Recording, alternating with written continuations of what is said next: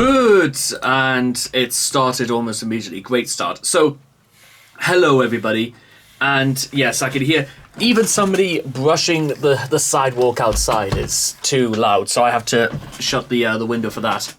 So, welcome all of you guys back to our Metallica discography. So, what is this all about? Well, I'll fill you in.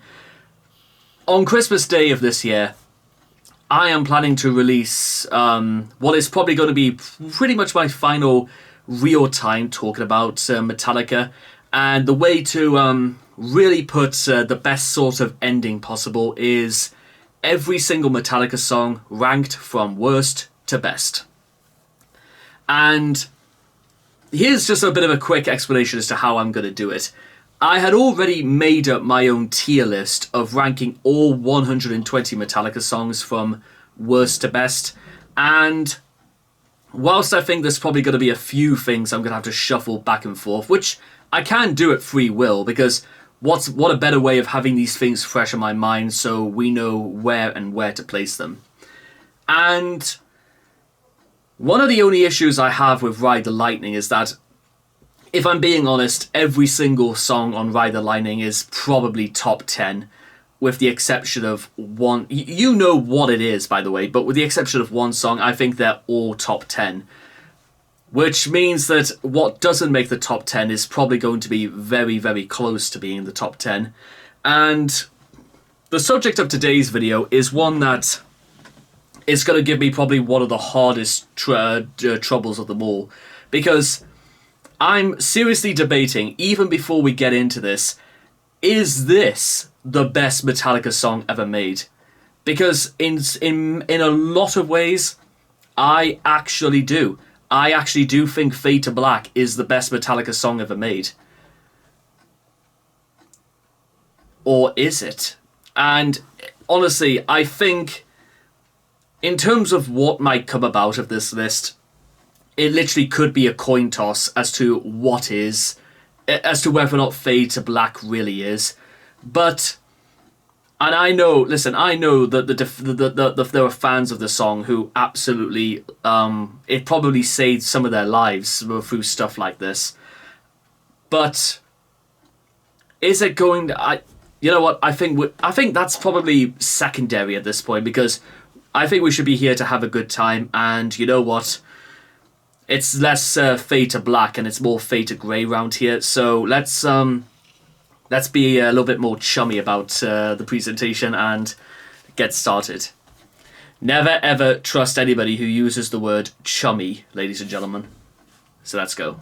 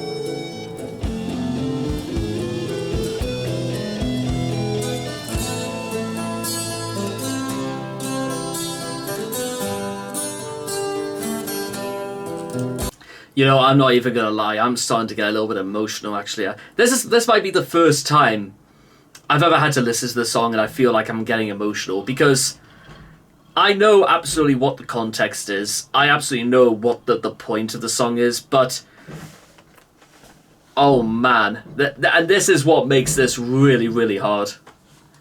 Because I love this song to death.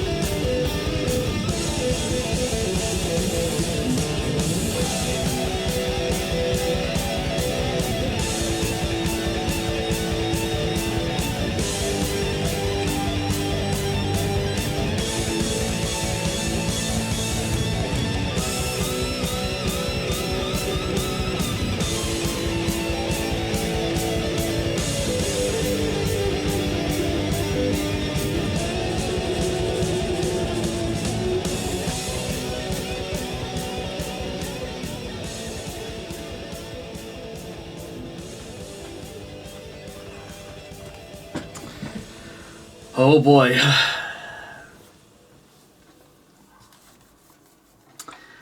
And I've always liked to interpret, ladies and gentlemen, by the end of that, it becomes almost less of falling into a fit of deep despair, but it's almost more haunting of, guess what? Things may be bad, but you know what? Just saying goodbye, you could almost interpret as letting go instead. You know what? Let It Go from Frozen is the kid's innocent version of learning to succumb and be happy by yourself. This is the man's version of Let It Go.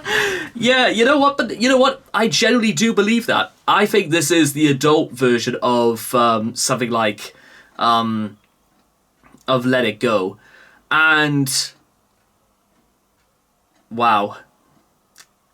And guess what? I like Let It Go. I'm not sure if I love it, but I know I love Fade to Black.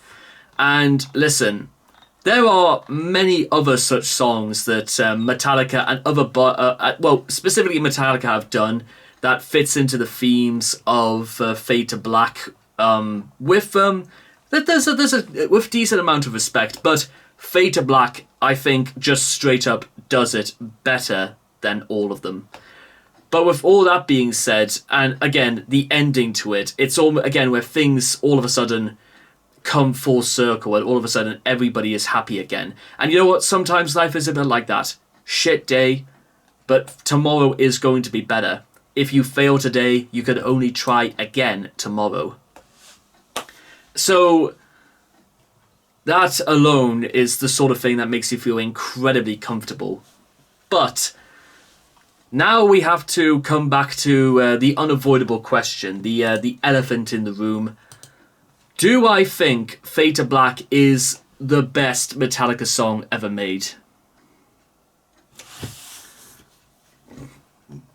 Because the way I did this whole tier list as a reference is that the very top tier, I'm reserving it specifically just to the top 10 songs.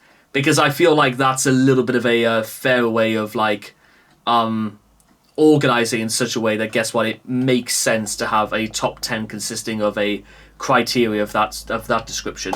So therefore, as we just said a few seconds ago, does Fade to Black, I think, because it is definitely top 10, but I'm also looking at everything that's in the top 5, and I'm thinking to myself, where exactly would Fade to Black sit? I'm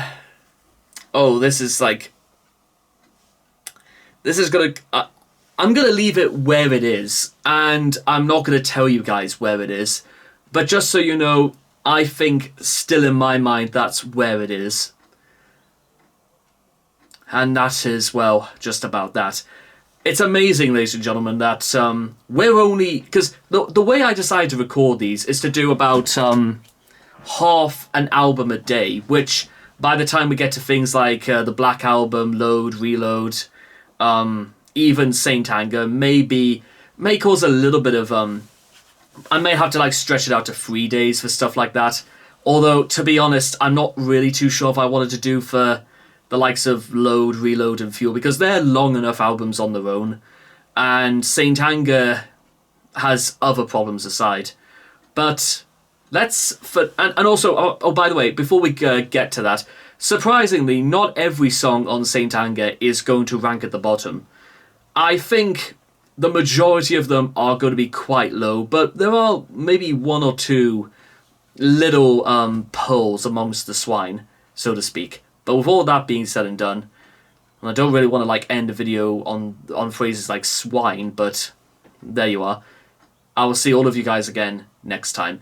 And as we move into the second half of Ride the Lightning, whilst I don't think the second half of Ride the Lightning is top 10, I certainly think it's still very much up there. But we'll see what happens. So take care, and bye-bye for now.